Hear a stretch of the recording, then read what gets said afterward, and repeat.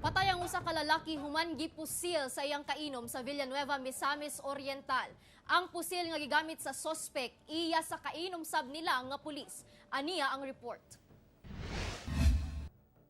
Dead on the spot ang biktimang si Rogelio Naganga, 56 anyos og residente sa Poblasyon 1, Villanueva, Misamis Oriental.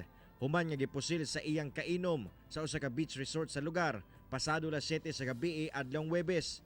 Ang sospek sa krimen, si Michael Saco, 42 anyos, kinsa higala rasab sa biktima. Ang pusil nga iyang gigamit gipanag-iyahan ni Patrolman William Betos, 34 anyos, og nakadestino sa 1st PMFC.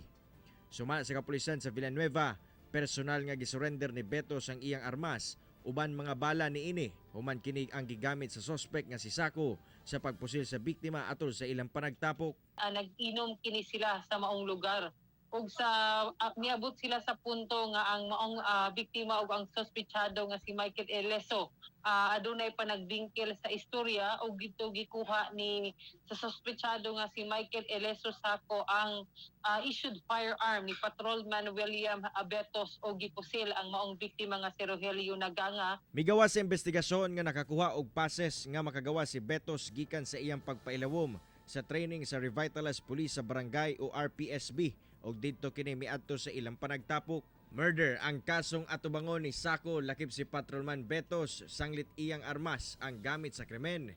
Mag-atubang sab kini og kasong administratibo. So kung moinuman kita occasionally and dapat drink moderately kaning aduna pa kitay sakto nga mga panghuna-huna ilabi na kay ang miyembro sa kapulisan aduna gyud mga armas nga issued kanila. Ako si Cyril Chavez para sa At Home with GMA Regional TV.